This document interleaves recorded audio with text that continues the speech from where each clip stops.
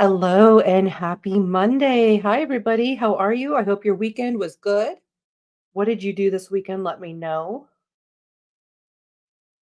I'm just going to get this pin, the training pin, to the top of the group here.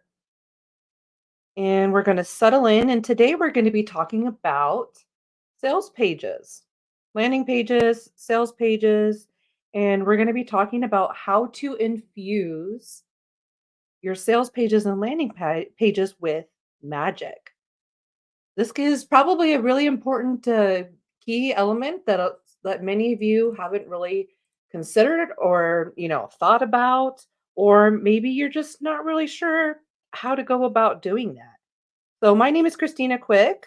I am also known as the Tarot Biz Mentor online, and I'm a spiritual life coach. I've been a professional psychic now for since 2012, so 11 years. And now what I do is I started out as a tarot reader, then I kind of went to like spiritual life coaching and life purpose coaching. And then from there, I started helping other aspiring psychics, professional psychics, spiritual life coaches, tarot readers, astrologers, numerologists, etc.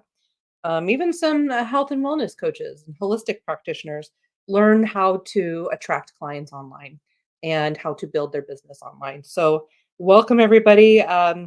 This weekend hi Kim, hi Manny, good to see you guys. 2022, right? We're in 2020, no, 2024, 3. What year is it? 2023. So I decided to do a lot. I decided to basically redo my wardrobe, right? I had lost quite a bit of weight, and so I have been working on just getting 2024 things, Kim. I'm like, wait, it's Monday morning. What year are we in, right? My brain hasn't turned on yet. So I redid my wardrobe, and I've probably added a good 30 to 40 pieces to my wardrobe, and everything has been. And I went on vacation, and I bought a whole bunch of stuff on vacation. I had to have it shipped back and all this kind of stuff. So and that was back in October. So if that gives you any idea, it's been like 4 months that it's been sitting here. So, I just in my office, I've just had like boxes of brand new clothes that I haven't, done anything with. And I decided to start organizing that this weekend. So that's kind of what I did, and um, just working on it, just 5, 10 minutes a day or so. And yeah, I know it's a big thing, and it's interesting because I've always hated buying clothes. Buying clothes has always been such a really, really difficult thing for me. I think it's because, well, when you're plus size, the world is different. Your selections are different. To there's not a lot of choice out there, right? And since most people are considered plus size today, everybody shops in those sections, and so you kind of get whatever's left. Well, since I've lost about 50 pounds, I can fit into 1 and 2 X's now. So it's like a whole world of clothes has opened up for me. And I don't think people realize just how limited, choices are when you're bigger or when you're really, really, really small. The world doesn't seem to make clothes for people like that very often. And if they do, it's very expensive, right? There's what you call the plus size tax. And rightly so. It costs more material. I get it. I get it. But it's an expensive world when you're not an average size person. So I've been doing that. And then, so I've been working through that. And I also have been kind of going through this thing because it's been like 6 years, since 5 or 6 years, it's been since pre-COVID that I've done psychic fairs or gotten into the, psychic fair circuit and, doing vending and stuff like that. So it's been a long time. And I decided this year, 2024, I'm gonna get back into that. So I got all of my stuff out because it's all in my office here, it's all in my closet, right? So all my old tablecloths and signages and business cards and things like that. And I was looking at it, I'm like, you know what? This needs an overhaul as well. This needs a completely a total brand overhaul, because 6 years ago, I was a completely different person, right? And so a lot of you can probably relate to that. Is that, for me, it's like every 3 years, I change pretty. pretty drastically. Like my branding changes, the core essence of who I am and the core essence of who you are is always going to stay fairly similar, but we're going to evolve. And last week we talked about purging in a lot of ways, right? Exactly. And so, especially in a professional sense and how I want to present myself and things like that. So branding, and when we're talking about branding, because last week we were talking about some of the mistakes that we make, right? And I released a post last week that kind of went along with last week's podcast where I was talking about how a brand in and of itself can never encapsulate the whole of your spirit, the entirety of your soul, right?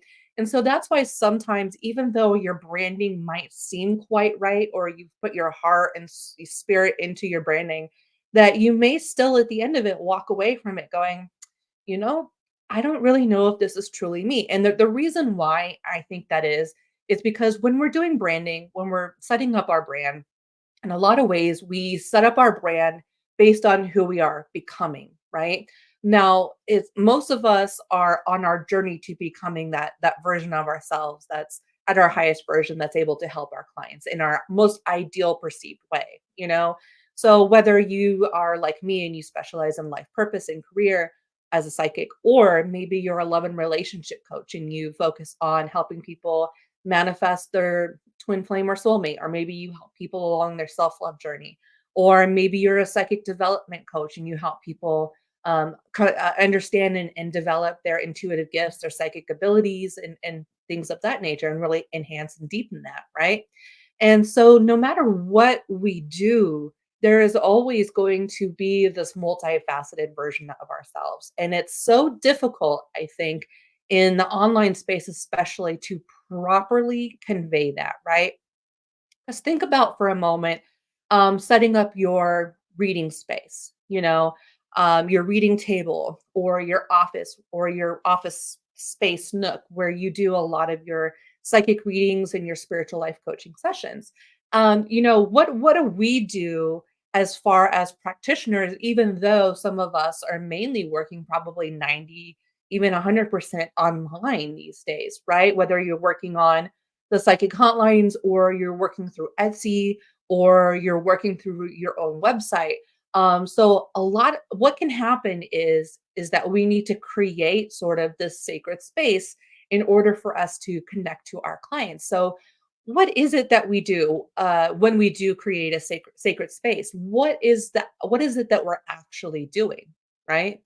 Well, we're creating a space that is conducive to inducing psychic phenomena. Yes, we're inducing our ability to connect with those higher realms.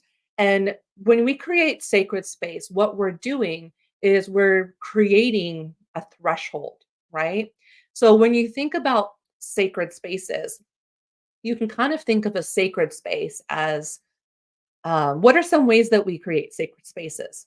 We create altars. We can open and close circles, right? We can put up holy objects or spiritual statues. What are some other things we put in our space to amplify the sacredness of it? We can burn herbs, like sage or palo santo or frankincense or myrrh or, whatever it is that you like to burn. You can also place crystals around your place. You can incorporate plants and flowers and any type of object or symbolism that really helps you elevate the space and help you tap into kind of, well, maybe you don't necessarily think that you do this, but I tend to think that we all kind of do this, is we all utilize sacred space as a way to activate trance mediumship, right? Or the ability to shift into a different dimension of reality, a different way of communicating with the spirits, the seen and unseen spirits that are around us that help us. So, you know, whether for you that is animal spirits or animal totems or your spirit allies, whether that could be angels, fairies, your ancestors, right? So calling on your spirit team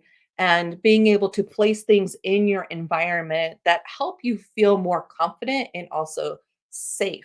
Safe is a big one, right? So when we're creating sacred space, what we're doing is we're creating a kind of like a bubble of protection, right? So low vibe entities, low vibe, uh, different types of limiting beliefs and thoughts like that can't really cross that threshold. It elevates the space, it sanctifies it, right? It makes it a holy space. And in this holy space, only things of the highest good can come out of it. So it's like setting our intention. Now, when we're setting up our, our space where we work every day, our office, our desk, our reading table, whatever it is, we use all of these symbolisms and things like that. Or even if you work, let's say, at a holistic place, maybe you work at a yoga studio, or maybe you work at a spiritualist center where you rent a room and things like that. Or maybe you come from a background of being like a massage therapist or some kind of like aromatherapy practitioner or something like that, where you're more into like the holistic aspect of it. And so when we're working in person, it's so easy to create an ambiance, to create a mood, to create a magical space. And we do that through candles, crystals, plants, statues, pictures, things that represent what we're manifesting in this space. So if you're an angel practitioner, maybe you have lots of angel statues around, right? Or maybe you use angel cards. Hey, good morning. Nice to see you. Or maybe if you're a love and relationship coach, maybe you surround your space with hearts and people intertwined, or beautiful flowers or something along those lines. Things that kind of give a romantic kind of vibe. When you are working with the public in the online space, that ambiance, that mood, that sacred space that elevates your work to something magical kind of is really difficult to convey. And it's really, you live your life, every single day. You know that you go to your reading table every single day. You know that you light your candles and that you pray and that you do your affirmations, and it's a very magical, mystical experience for you. But how do we translate that mystical, magical experience in the online digital space? And this is a step that a lot of us struggle with, how to convey that in a cold digital space, right? That we have to sometimes be more creative online than we are in person, because anybody can go to Michael's or Hobby Lobby and get some cute decor and set a room up all nice. But have you ever thought, how can I do that in an online space, right? So a lot of the times when I'm teaching, one of the key things I teach is sales pages, and I teach sales pages in Lux Lightworker, and I've taught sales pages in other trainings as well. But in Lux Lightworker, that's the most recent updated one. Okay, so teaching sales pages. Now, there's a lot of ideas about what makes up a good sales page. There are formulas and templates that you can utilize in order to create sales pages. And depending on the person that you're learning from, depending on their background, their intention, and uh, who ultimately they want to help, like in what industry. This is why I think it's so important to work with a business coach that is involved in the metaphysical field, because they're going to have a unique perspective on that demographic, the industry as a whole, right? So if you've been watching, videos, tutorials on how to create sales pages and what I call bro sales, right? So we talked about this in Looks Like, where it's called bro sales, where it's like they're just talking about like the numbers and conversion rates and getting a great headline and, asking the right question. And it's like a formula. You do this formula and things will happen and you will get sales, right? Well, I've seen plenty of people, take those what I call bro sales courses, and then they create this sales page that looks well and nice and the copy's nice and everything, but they aren't getting sales from that. And I think this is an element that most people are missing, is that they forget to create an ambiance in their sales pages and their landing pages. So, real quickly, if you're not sure what a landing page or a sales page is, I think pretty much everybody here is kind of familiar with what that is. So you online in the digital space, you have what are called landing pages. So anytime you release a piece of social media content, anytime you release a video, anytime you want to ask for a sale, you're going to drive those people through a call to action to a landing page, which is basically just a web page that you land on. That's why it's called landing page. It's just a web page that you land on. Now, there's lots of different kinds of landing pages. There's opt-in pages, there's sales pages, there's informational pages, there's event pages. There's so many different kinds of pages. So, landing pages that you can send people to. But for the purpose of this training, I really want to talk about mainly sales pages. Sales pages is something everybody needs to understand how that works because sales pages is like probably 80% of the way you're gonna get paid outside of doing things like signing hotlines, outside of, working on Etsy, outside of when you have, your business hosted on someone else's or something else's platform, as opposed to having your own business based on your own website, right? So your website is full of created landing pages, right? You can have a landing page as a contact me page. You can have a landing page as a survey page. You can have a landing page as a submission page, like if you're taking applications for your coaching and things like that. So many, many, many different types of pages. But the one page that you're going to need the most if you're going to sell online is a sales page, which becomes basically like a big advertisement for whatever it is that you're selling.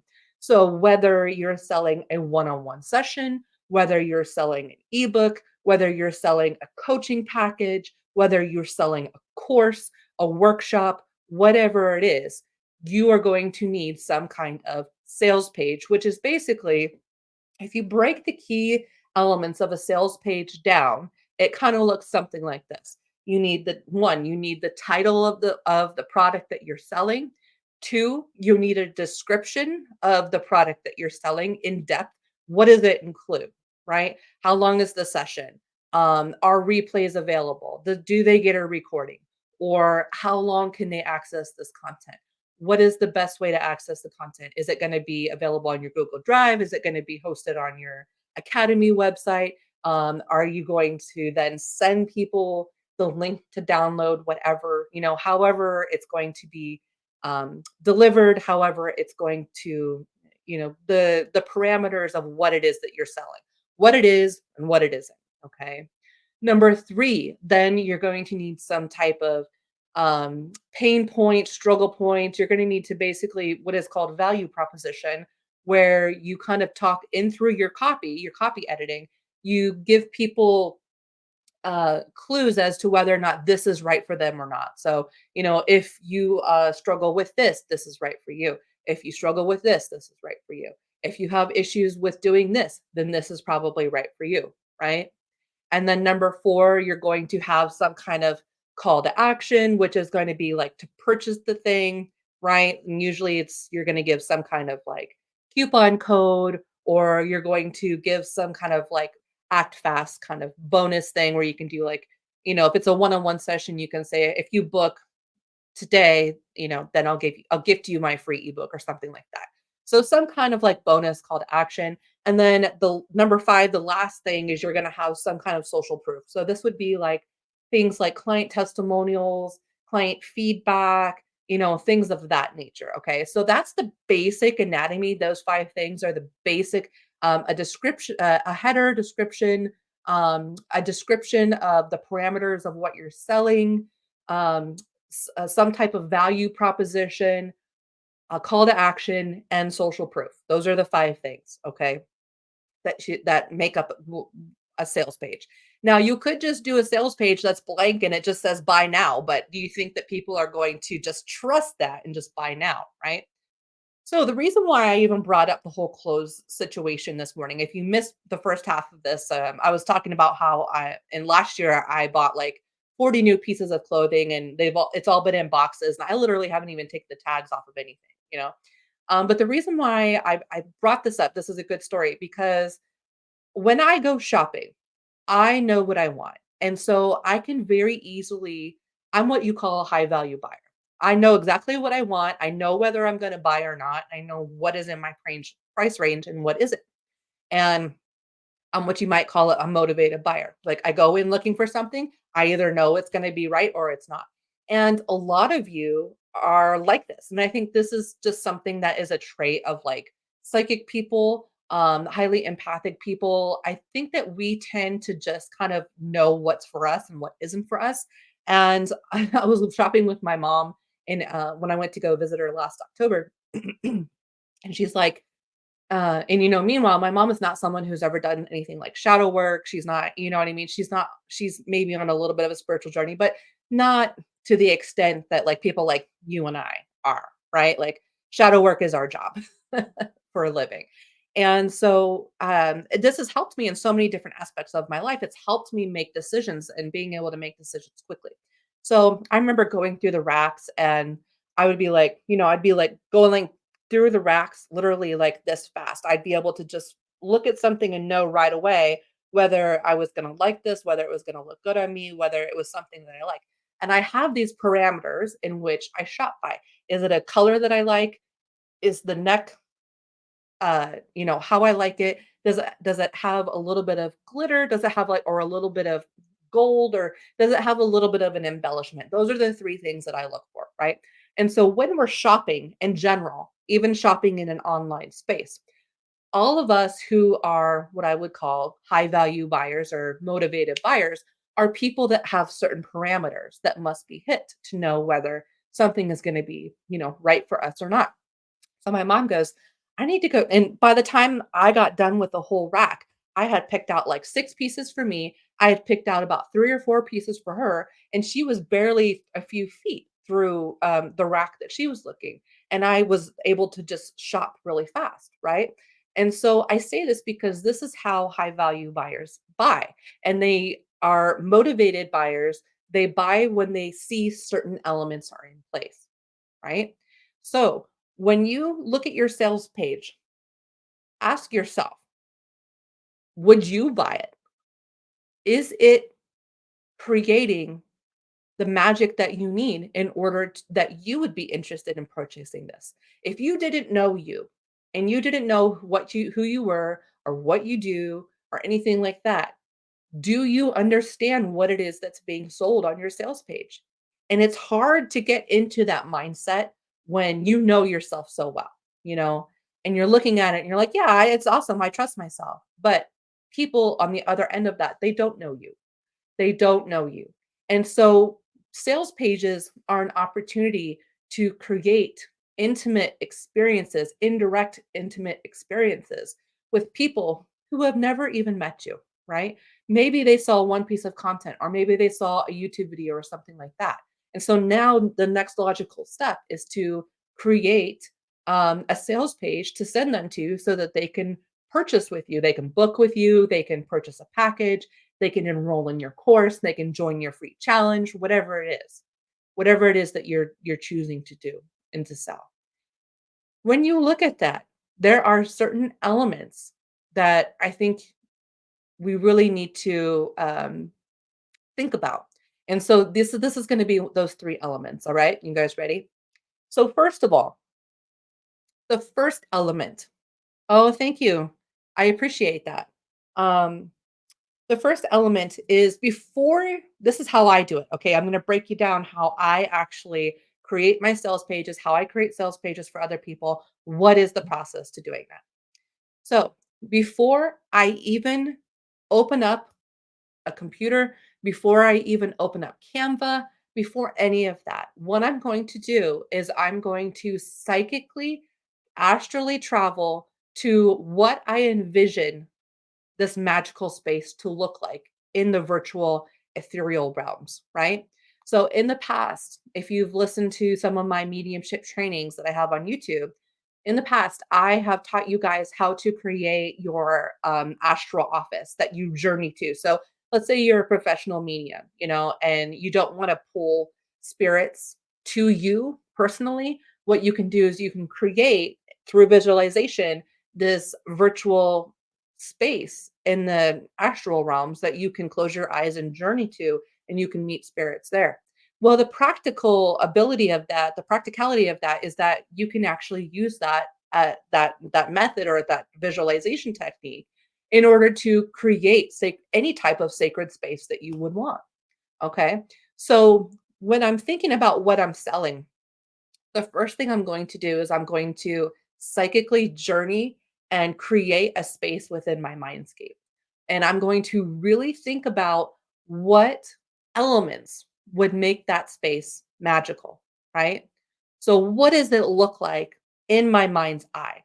I might even try to create a miniature version of it in my physical reality, just utilizing things that I already have. Now, a lot of us do this already by creating altars. How many of you have ever considered that a sales page is an altar? A sales page is a magical spell. Have any of you ever considered that that could be true? And so you kind of want to tap in psychically first to what is that overall vibe, right? What are the colors that stand out to you? What are the symbols, that kind of stand out to you? Yeah, she says, "I never thought of that way. That's really cool." Right. So you can do this through meditation. You can also do this through, which I just had an incredible experience. So Marissa Lovett, she's one of our members here. She's done lots of the summits with us. She and her sister Kirsten, they run Shamanic Earth Medicine, which is an online shamanic training school. So I've been training with them for like ever, right? And so we talk for years, and we talk a lot about manifesting through dream work, healing through dream work. Dream work is a really big part of spirit of what they talk about and teach as far as like accessing different aspects and different pieces of your soul through dream work and healing certain things. Good, I like that, Kim. Great. So I had just I'm wanting to get back into the fair circuit. Remember, I was talking about going through my tablecloths and my branding and stuff like that. Well, I have been thinking about it for ever since the first of this year, really. And I was like, all of this was 6 years ago. Like, who am I today? And now I have this opportunity to even present something totally new and fresh that I haven't even done yet. Right. I could go back to this old branding and I could go back to that, but it doesn't quite fit anymore. And I've been on Amazon for hours endlessly, and looking at Michael's and going to Hobby Lobby and just looking through and just not purchasing anything, but just looking through, right? Taking pictures of certain things that I like. And I was like, you know what? I can't seem to tap into who and what I truly am, because I feel like I have my past is kind of like hanging on my back, and then I have who I might want to be on this side, and there was just I couldn't figure out the middle. You have a Venn diagram of your past, you have a circle of your future, and where you are right now, somewhere in the middle, and I couldn't quite pinpoint that. So excuse me, I asked myself, my higher self, I said, self, I would really appreciate it if you could give me a dream that would give me some direction on where this branding is going. Or what is it that I really want to put out? What is going to be the most authentic self? And I had this conversation with myself about a week ago or so.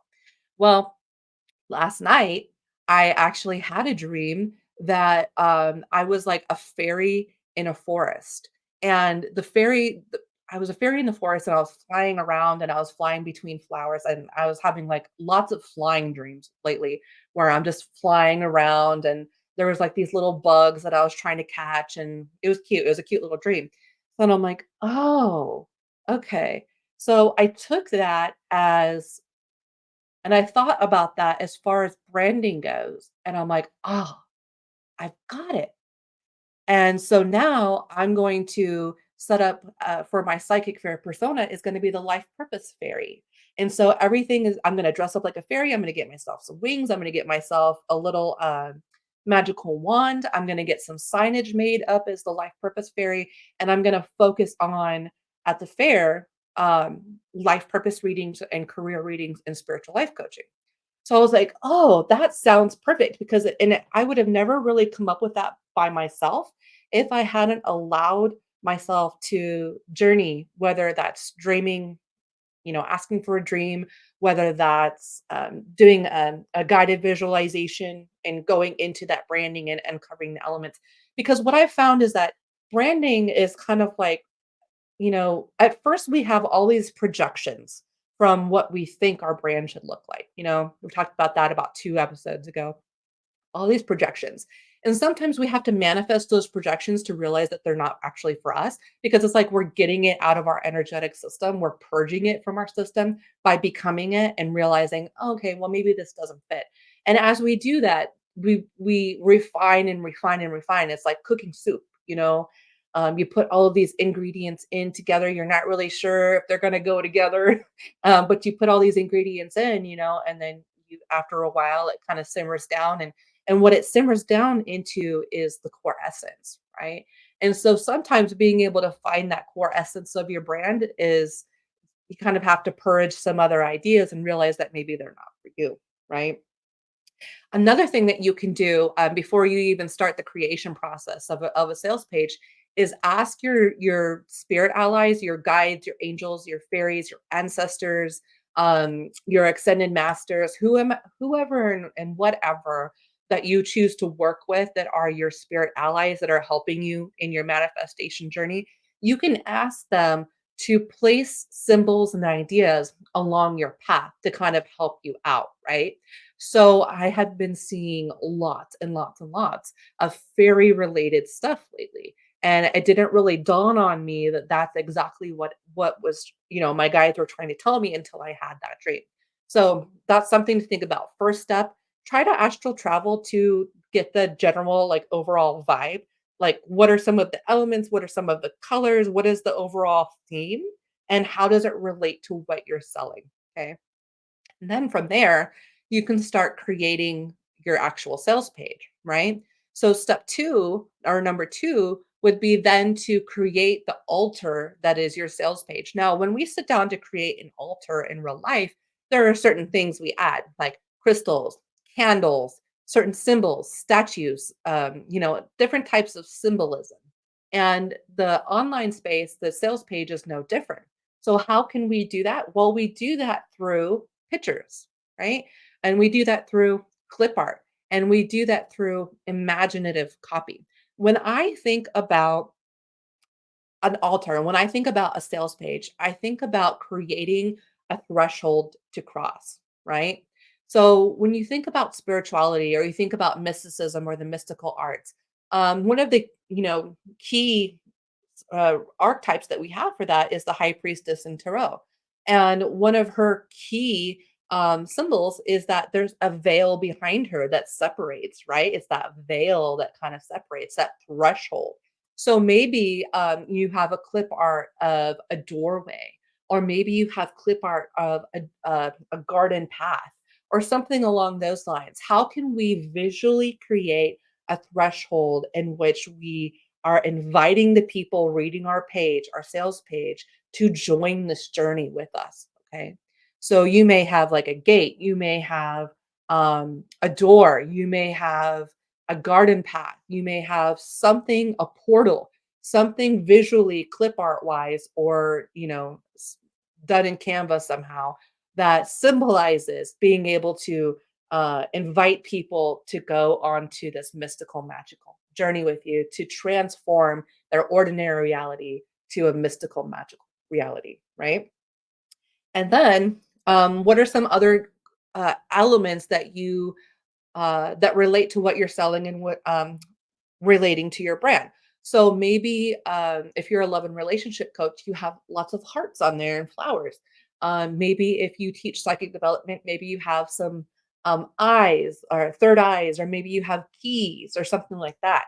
But being able to embed your sales pages with esoteric symbols is a way that you can convey metaphysical messages to people, more than your copy ever will. And if that makes sense to you, let me know. It's kind of like, symbols, as we are psychic people, we're basically symbol seekers. We seek symbols, we read symbols, we read into the energy of symbols more than we read into the energy of words, I think personally, you know. And so embedding your sales page with elements that you might put on your altar, like what are some certain clip art crystals, what are some crystals that go along with what you're selling? So if you're a self-love coach, maybe that rose quartz, right? Or garnet or ruby.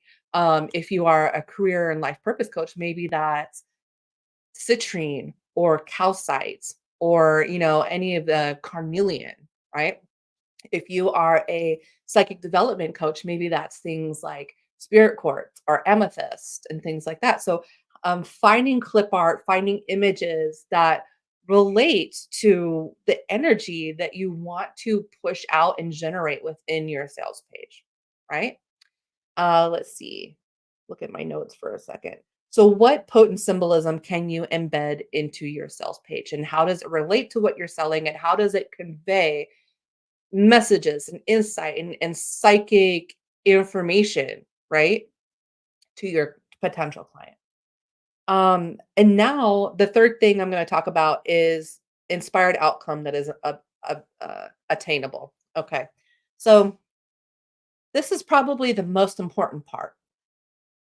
You can totally be dialed into, your clients' pain points. You can be dialed into their super laser focused on like what their overall problem is and being able to convey why your product or service is the solution to their problems is one of the biggest things that you'll want to spend time with when it comes to your sales page. And for a lot of you, that means being able to with your clients co-create this inspired reality, right? That you can walk them through actually imagining. And that's sort of where the subliminal hypnosis kind of thing comes in when it comes to sales pages is, helping your potential client imagine a life where these things are no longer an issue for them. And what would that actually look like? Can you physically represent that in the digital online space through more than just copy? Can you represent that as far as like pictures go, and doing your own sort of like pictorial story, right? About what's going to happen on the other side of that threshold. Like, what once they go through that threshold, that sacred threshold and elevate themselves to a magical existence through what you're selling, at that point, how can we convey what it could look like to them, and inspire them that this is something that is attainable for them. What is the ultimate goal? What is it going to look like when that thing that they want so badly, a twin flame, a soulmate, a, a purpose that is related to their career, um, confidence in their psychic abilities, whatever it is that you're selling, right? And being able to not only display that and convey that in your copy, but also to do that in your imagery as well. Okay. Thank you, Kim. Kim says so many ideas flowing into me right now. Thank you. You're so welcome. So, does anybody have any questions? We're at 30 minutes. Does anybody have any questions about anything I've said? Anything about sales pages? Any insights have come to you? Uh-huh, uh-huh. So yes, I can represent that with my drum healings, the different guidance from their totem animals to help them spiritually. So yes, so putting pictures of different animal totems, putting pictures of people along with animals, really conveying in the digital space that can sometimes feel so cold and empty and mundane. How can we infuse more magic in that to convey things that convey information that, someone would simply just not know if they didn't know us, right? We know ourselves, but how do we get other people to know us? And that is through symbolism. It's through um, being able to convey that through um, pictures and symbols and things of that nature. Okay, so next week we are going to be talking about decision fatigue and overwhelmment in magic and marketing. So, what we're going to be talking about next week is how to eliminate decision fatigue. What is decision fatigue? If you are a service provider that works on Etsy right now, you may have been told by me several times that you need lots and lots and lots of listings. Well, that sort of thing, only really applies to Etsy.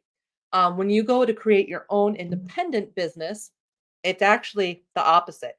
The less, you know, the less things that you have available, the more concise that your brand is, the more targeted you are to a certain outcome, the easier time that you're going to have in selling. And so it's a little bit, hi Dar. Yes, thank you. I appreciate that. So, we'll be talking about how to merge all of your things into one cohesive message. And we're also going to be talking about decision fatigue, how to avoid decision fatigue, how to make the buying process super simple and easy for your prospective clients. Okay. Well, you guys have an amazing rest of your week. Have a great rest of your Monday. I will see you guys again 10 a.m. CST, 11 a.m. EST next Monday, and we will be talking about how to overcome decision fatigue and how to make your offers super targeted so that no matter what you're selling, they all relate back to the same message. And so you have a little bit more brand congruence. Yep. You guys have a great week. Bye.